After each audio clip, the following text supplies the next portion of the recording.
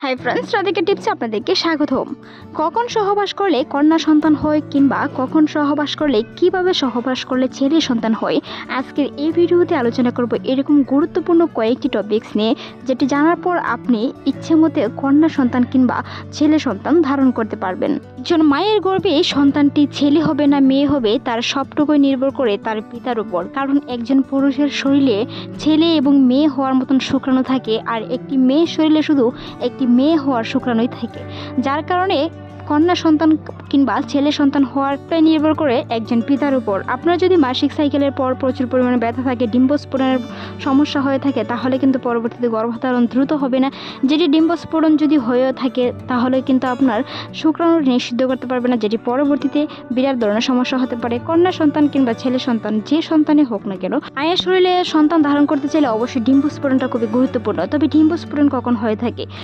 বেশিরভাগ নারীর ক্ষেত্রেই বিশেষজ্ঞরা বলে থাকেন, বেশিরভাগ নারীর ক্ষেত্রে প্রায় 13তম দিন থেকে 18তম দিনের ভিতরে ডিম্বস্ফোরণ হয়ে থাকে, যেটি সন্তান নেওয়ার উপযুক্ত সময়। তবে যদি আপনি কন্যা সন্তান নিতে চান তাহলে ডিম্বস্ফোরণের আগেই মেলামেশা করতে হবে, কারণ কন্যা সন্তানের শুক্রাণুটি মায়ের জরায়ুতে বেঁচে থাকে অনেক দিন, যেটি ছেলে সন্তানের শুক্রাণু থেকে অনেকটাই বেশি। তাই ছেলে সন্তান শুক্রাণুর যে কন্যা সন্তানের শুক্রাণু যদি বেশি সময় বেঁচে থাকে, তাহলে যদি আপনি কন্যা সন্তান নিতে চান তাহলে ডিম্বস্ফোরণের আগেই মেলামেশা করতে হবে। এখানে একটি কথা হচ্ছে, কন্যা সন্তানের চেয়ে ছেলে সন্তানের শুক্রাণুর গতিশীলতা কিন্তু বেশি থাকে, যেটি কন্যা সন্তানের তুলনায় ছেলে সন্তানের শুক্রাণুর গতিশীলতা অনেকটাই বেশি থাকে।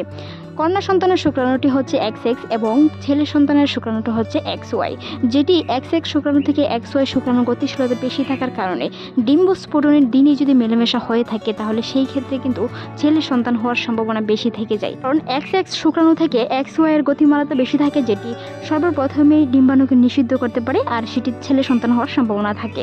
আর যদি কন্যা সন্তান নিতে চান তাহলে অবশ্যই ডিম্বস্ফোরণের আগে মেলামেশা করতে হবে, যেটি আপনার জরায়ুতে বেঁচে থাকবে।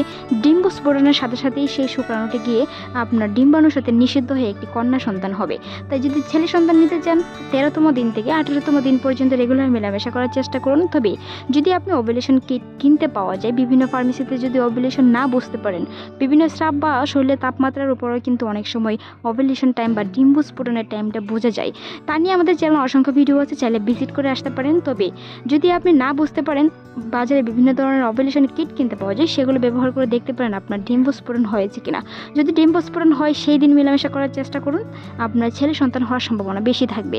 আর যদি কন্যা সন্তান নিতে চান তাহলে অবশ্যই মাসিকের 9তম দিন থেকে 13তম দিন পর্যন্ত রেগুলার মেলামেশা করার চেষ্টা করুন, যেটি আপনার ডিম্বস্ফোরণের সাথে সাথে কন্যা সন্তান হওয়ার সম্ভাবনা বেশি থেকে যায়, কারণ কন্যা সন্তানের শুক্রাণুটি মায়ের জরায়ুতে বেঁচে থাকে প্রায় 5 দিনের মতো। সেই ক্ষেত্রে কন্যা সন্তান হওয়ার সম্ভাবনা বেশি থেকে যায়। তবে দ্রুত গর্ভধারণ করতে চাইলে অবশ্যই সহবাসের পরও কিছু নিয়ম কারণ রয়েছে। শুধু সহবাস ডিম্বস্ফোরণের দিন করলে এরকমটি যে গর্ভধারণ হয়ে যাবে তা কোনো বিষয় নেই। তবে সহবাসের পরে কিছু কিছু নিয়ম কারণ মেনে চলতে হবে, যেটি দ্রুত গর্ভধারণ করতে অনেকটাই সহায়তা করে। তারই মধ্যে কয়েকটি টিপস হলো, বিশেষজ্ঞরা বলে থাকে ব্যায়াম করার কথা। সহবাসের পর বিভিন্ন ব্যায়াম বলতে, যদি আপনি পায়ের বা কোমরের নিচে একটি বালিশ দিয়ে রাখেন তাহলে শুক্রাণুটি সহজে জরায়ুর ভিতরে প্রবেশ করতে পারে, যেটি দ্রুত গর্ভধারণের প্রথম লক্ষণ। তাছাড়াও পা দুটি দেওয়ালে সোজা করে রেখে কোমরের নিচে বালিশ দিয়ে অন্ততপক্ষে 10 মিনিট অপেক্ষা করুন, যেটি আপনার জরায়ুতে শুক্রাণুটি প্রবেশ করতে খুবই সহায়তা করে, সেই সাথে গর্ভধারণ দ্রুত হয়। সেই সাথে সাথে অবশ্যই ফ্রেশ হতে চলে যাবেন। অনেকেরই অভ্যাস রয়েছে সহবাসের পর ফ্রেশ হতে চলে যান। যদি সহবাসের পরপরই ফ্রেশ হতে চলে যান 1 থেকে 2 মিনিটের ভিতর, তাহলে কিন্তু শুক্রাণু বেরিয়ে যেতে পারে, যেটি আপনার গর্ভধারণে অনেকটাই দেরি হতে পারে। তাই সেই বিষয়গুলো অবশ্যই খেয়াল রাখতে হবে।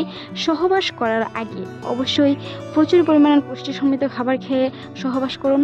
এমনকি গরম দুধকে, হালকা কুসুম গরম দুধকে দুধের সাথে ঘি মিশিয়ে খেয়েও অনেক সময় সহবাস করলে শরীরের বা শুক্রাণুর গতিশীলতা বেশি থাকে, যেটি দ্রুত গর্ভধারণের প্রথম লক্ষ্য। তাছাড়া পুষ্টি সমৃদ্ধ খাবার, প্রচুর পরিমাণে পানি পান করার কথাও বলেন বিশেষজ্ঞরা।